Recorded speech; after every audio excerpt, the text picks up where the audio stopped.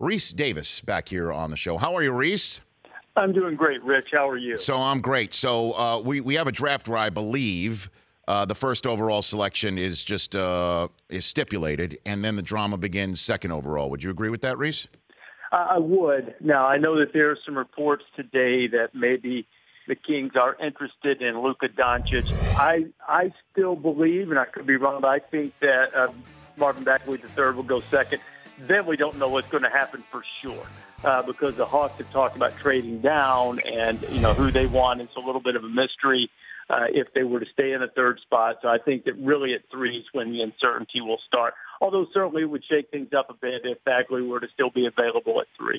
So then 1, 2, and 3 hits, and then it appears the Memphis Grizzlies have put that number 4 overall pick on the block up for grabs with anybody who thinks that Mo Bamba would be gone by the 5th overall selection, that you need to hit that trigger before Mark Cuban gets his hands on him. What are you hearing about that, Rece?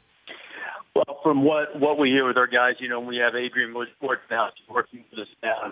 He's amazing in terms of intel, as everyone knows.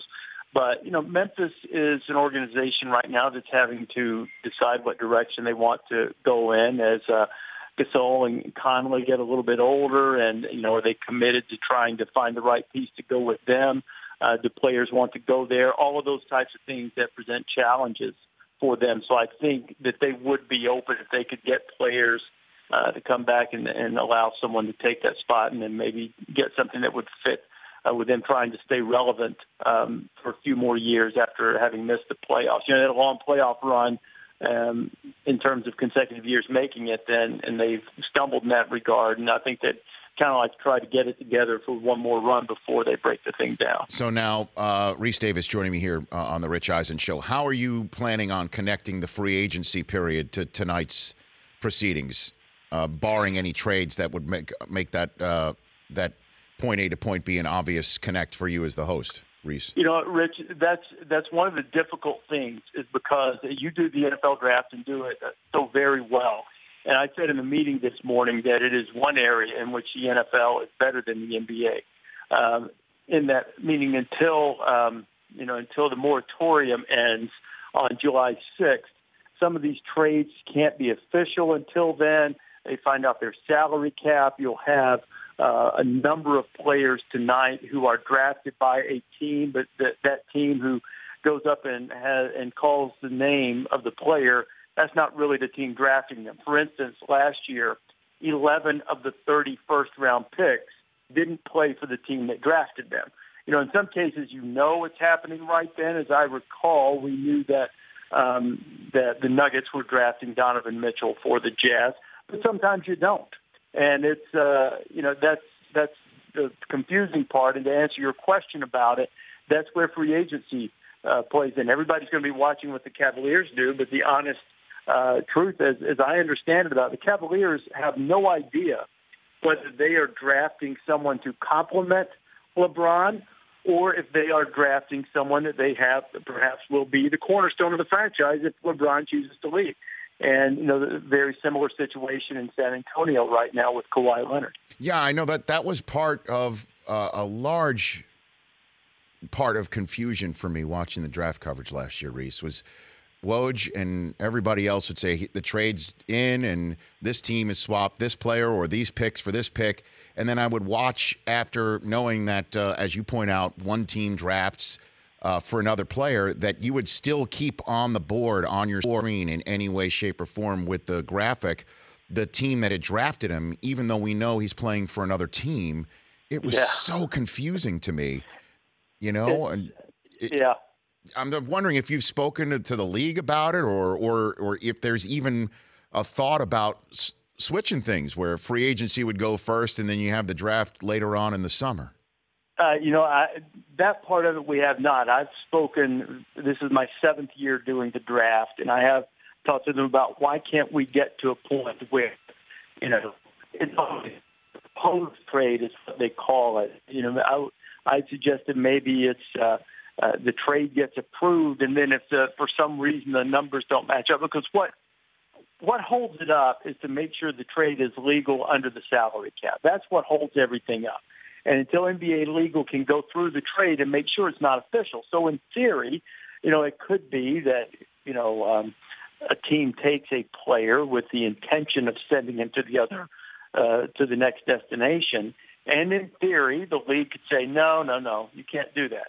But we all know in reality that even if they did say that, but if that's the way the draft worked, the teams would find a way to add something to it to make it work. So I have suggested, so far, not to much avail, that we go ahead and say this since we know what's going to happen. If the trade's been agreed to, right, and it's relatively within the parameters of collective bargaining and salary cap and all of that, you just let it go. It's dramatic, as you well know. When the NFL commissioner goes to the microphone and says there's been a trade, It brings a sense of anticipation to the room, and I can only imagine what it would be like, and the great atmosphere that the NBA provides for their draft every year. So, you know what I think we need to do, Rece, is we as hosts, we've all got to band together and make sure that leagues make the proper rules changes to make our jobs as hosts more palatable and easier to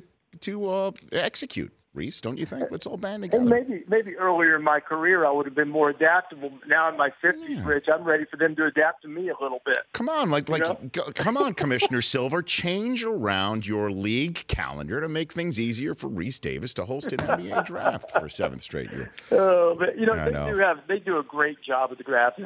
I do wish that they would fix that. And we're making a concerted effort, is one of the things we brought up today, to try to make it as clear as possible when a guy is going to be on the move. I can remember several instances over the last few years of some guy standing there in a cap for a team and doing the interview and knowing that, he's not going there. But there have also been a couple of instances, as I recall, where sometimes the guy didn't know that he was on the move. It was just still being it was a likelihood, and he was just told he was drafted and on and on. But most of the time, they know what's happening, and they know that they're on the move. And is it true that there is a ban on tweeting from partners of the NBA tonight before the pick is announced as to who the pick might be? I know that the league doesn't want the picks tipped. Now, I do not know whether that is an actual hard ban or not. And I think, I might have even quoted you on this. I agree with you from a television standpoint. Now, this is me speaking personally. This is not speaking for ESPN or the league or anything else. From a television standpoint, I don't want the tips picked on television, but I could care less if somebody, or couldn't care less, I guess would be the proper English, if someone, puts it out on Twitter. I mean, sometimes I think we give a little too much credence to that type of thing. But I know the league has been sensitive to it because this is an important night, an important property for them, and they don't want the drama to be spoiled. And I understand that. So a couple more minutes left with Rece Davis. When do you think Grayson Allen goes tonight? Where do you think that happens? I think he will go late first round. I think Grayson is a really good athlete. From what I understand, he had a sensational individual workout where he did something absurd, like made 80 or more out of 100 NBA three-pointers in a full-speed workout. I think given the right situation and put on the right team, obviously a lot of people speculated how he would fit in Golden State and, where he wouldn't be a focal point, he wouldn't be a centerpiece, he would just be another guy who could step in there and shoot. A situation like that, I think, would be really, really good for him, something that gets him off the ball and out of the limelight a little bit. But I suspect that given his athleticism and shooting prowess and experience, that he'll be a late first round. What about the guy who broke my heart, the big ragu? What about Dante Vincenzo? When does he go tonight, Rece? I think a little higher than that. I think mid first round, probably not lottery, but just below that. And I think that whoever gets him is going to be very, very happy. Billis and I were talking about yesterday on the ride over. I commented, I said, I really like Donovan Mitchell at Louisville. I said, but I had no idea that he was going to be this good. And he said that, his friend Quinn Snyder had told him that I think the guy's going to be Russell Westbrook. And Billis said, I didn't. He said, I thought he was good too, but I didn't know he'd be this good. I'm not saying that Vincenzo is going to be as good as Donovan Mitchell, but I do think he's going to be really good. He's a terrific athlete, and he can play a lot of different positions, and obviously a great streak shooter. And veterans in the NBA get better at shooting the ball typically.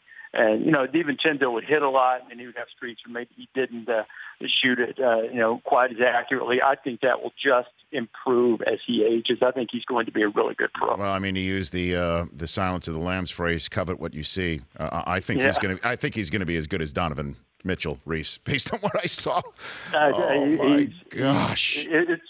It's possible. I only said that because Donovan set the bar so high of course. As a rookie unexpectedly. I also think your guy, and I'm very biased toward the Michigan kids because having done Big Ten games for a couple of years, I can't think of a team in recent memory that I enjoyed being around more than the team with Moe Wagner and Muhammad Ali Abdul-Rahman, and all of those Michigan kids were terrific. I think Wagner is going to be too.